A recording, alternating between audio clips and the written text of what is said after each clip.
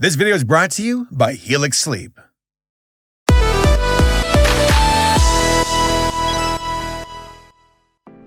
Hey folks, how's it going? I'm back with this very random video that I'm sure many folks are like, where's this coming from? Little Ellen? Well, why? Why now? For the folks who do know, you're probably like, oh yeah, Ellen DeGeneres. She made a show about herself, not the actual live action one, the cartoon, a celebrity cartoon, which we're not strangers to.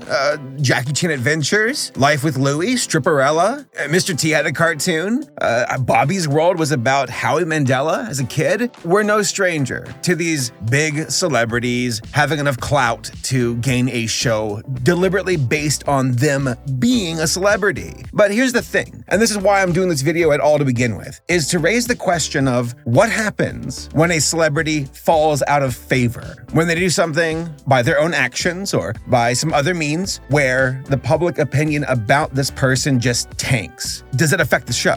What happens to the cartoon or the movie or the series? What happens? Fat Albert was about it's about Bill Cosby. It features Bill Cosby. And I think enough folks can detach themselves where they're like, it's Fat Albert. I can watch the show for what it's worth. But here for Little Ellen, oh my God, was the hammer of the Thor dropped on this series. And I'm gonna say this, here's the hot take of this upload. I think it's insanely unfair. It's understandable, but it's unfair. Let me explain.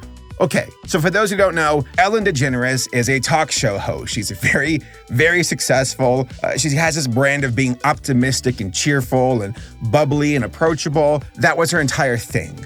But it backfired. And by the way, leading up to this point, she's been a stand-up comedian. She was the voice of Dory in Finding Nemo. But the show, the Ellen DeGeneres show, was her main bread and butter. So building a brand on being such a happy-go-lucky, sweet, and patient person, folks solidify that as your reputation. So when it turns out that you're actually a monster behind the scenes and you're mistreating your staff and you actually don't have this spirit of being altruistic or generous or charitable, it looks bad. It looks pretty damn bad. I remember when Ellen DeGeneres during COVID was it was the first year of COVID, 2020, where she was like, I'm so bored in my mansion. This is hard to do. I'm suffering. And it's shut up. Just absolutely shut the hell up. Everybody else is suffering and they don't have a mansion to suffer in. So there's a bit of that. I think that was the beginning of folks being like, oh, you're putting on a face. And of course, humans are prone to error, comes with the territory of being human. But the higher you fly, of course, the further you can fall if you screw up, especially when you're not who you say you are. And that was the case for Ellen DeGeneres. Before the fall, though, which I'd say it started in early 2020 and kind of solidified itself in 2021, there was a show that was put into production called Little Ellen, based on Ellen, her upbringing in New Orleans. It was a kid's show, and it's on HBO Max if you want to watch it. And I was like, oh yeah, I remember this show being mentioned. And I looked on IMDb, and I'm like, oh my God, it's got nuked in the ratings. And I was thinking, was the show actually bad? Is this a reflection of the quality of the show, or just people's overreaction to a celebrity the show's based on? Because that's the risk you run when you base an entire show on a person, is if they go down, the show's going down with them most likely. So I decided to watch the show. That's right, this old, pathetic man in his early 30s decided to watch a kid's show because that's my existence. I'm only slightly better than Ellen, apparently. No, I'm actually a lot better. But I watched the show, so I wanted to see what it's about. The visuals, the story, the interaction. I wanted to see if the show itself on its own merit deserved this much punishment. And here's the answer. No, it does not. This is a great example of a show that hitched its wagon to a star that went supernova and blew it up in a black hole with it. Because you could switch this entire property to something else. Little Sammy, Little Daniel, completely remove Ellen, people wouldn't care. Folks would, I say not care, they wouldn't be as harsh. They'd be like, oh, it's a good show. I'm just watching this new show. And it's, again, that's the pro and con of it all. You tried to springboard by using Ellen's platform. Uh-oh, it backfired, and now everything's going down with her. And it sucks because visually, I think the characters look fun. I like the designs. I like the movement, nothing mind-blowing. I like the colors. I think the stories are fine. It's a fine kids show. And you got like, good gracious me, like the folks who worked on this show, Lighthouse Studio, worked on the Cuphead show. So you have a competent animation studio working on this. And I'm glad that they were able to catch themselves with the Cuphead show, because Lighthouse Studio they're not at fault here. This is all on Ellen, who, by the way, had like very little to do with the show. She's like an executive producer, which means, she does everything or she does nothing. There's no in between. That's the role of producers, apparently.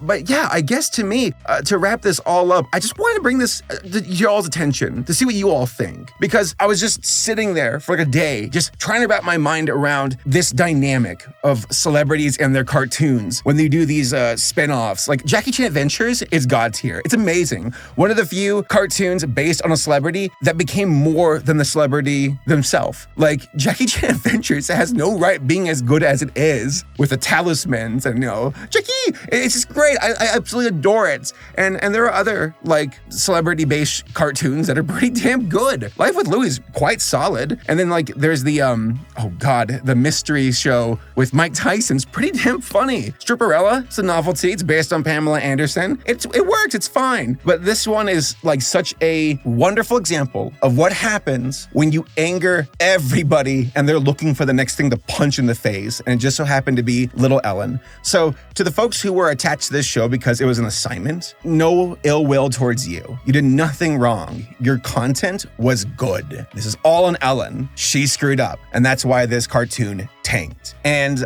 I just wanted to see what you all think in the comments. What are your thoughts about a celebrity cartoon that just blows up to this degree? Is it deserved? Who is responsible here? Obviously Ellen, but do you think this reaction was merited? Do you think it was an appropriate reaction where folks just decided to review bomb it? I genuinely want to know. Because like celebrity cartoons in general aren't like the shiniest examples of animation, except of course for Jackie Chan Adventures. But like to see one just tank this hard just makes my head spin. It's wild to me to think a simple change of calling it the Little Diane show could have been the saving grace it required. But instead it went with Ellen because it's based on Ellen, and that was enough to make it just drop to the ground dead. So let me know what you all think in the comments. I'm curious to see what y'all think. All right, see y'all next time.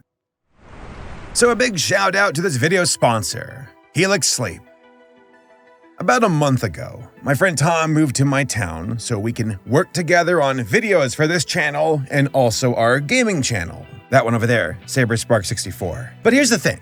Tom did not have a bed and was actually crashing on an inflatable mattress before the move. I mentioned this to Helix and they were like, oh, no, that's not going to stand. We got him. And they sent Tom a customized bed to his liking. We set it up, got some bed sheets on it, threw some pillows on there that was brought to you by Helix as well. And the results? Tom is finally getting the sleep that he deserves. And his back feels so much better. So for those who don't know, Helix Sleep makes premium mattresses and bedding that are customized to fit your needs. On top of that, it's conveniently shipped right to your front door. Also, Helix is no stranger when it comes to bed preferences. Everybody is different, and that is why they have a sleep quiz that matches your unique body type and sleep preferences to the perfect mattress for you.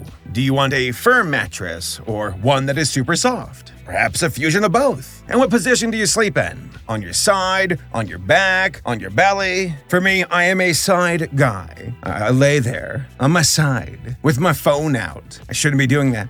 I should be reading a book, but instead I'm looking through like Warhammer 40k Wikipedia articles because that's my life. Don't judge me. And for those of you who share a bed with a partner, you can have them take the quiz alongside you, so you can both discuss and find that perfect compromise. When I took the quiz, I was like, I don't want super squishy, but I don't want super firm either. Let's do both. And voila. Helix was like, you want the Midnight Luxe. And they were right. Like my previous mattress pales in comparison to this one. I also ordered the Midnight Luxe in a queen size because I want a big mattress. My dog takes up like half the bed, and then the cat shows up and she takes up the rest. I'm sleeping on the floor. Nah, I have to share my bed with them. That's totally fine though. It's a big bed. And guess what? They love it too. Also, I still can't get over how this mattress was mailed to my front door for free. When it first arrived, I saw the box, and I was like doubtful. I'm like, this can't be the Helix mattress. There's no way. How does a mattress fit inside a box of that size? Oh, I ate my words. I opened the box. There's the mattress, all tightened up. And then I opened the mattress, and poof, there it is. It materialized before my very eyes. And if you are hesitant about buying a Helix you haven't been able to try out yet, then don't worry. There's a 100-night sleep trial. So you have over 3 months to try out your selection and make sure that you love it. If you don't, Helix will pick up the mattress for free, and you will get a full refund. Helix also has a 10-year warranty, and they even offer financing options and flexible payment plans. So a great night of sleep is never far away. So I absolutely recommend Helix Sleep, and so does Tom. I love my Helix, and I think you will too. So if you're in the market looking for a new bed, go check out Helix. Hit up the link down below and go to helixsleep.com/Saberspark and get $200 off your Helix mattress plus 2 pillows for free. Go check them out today.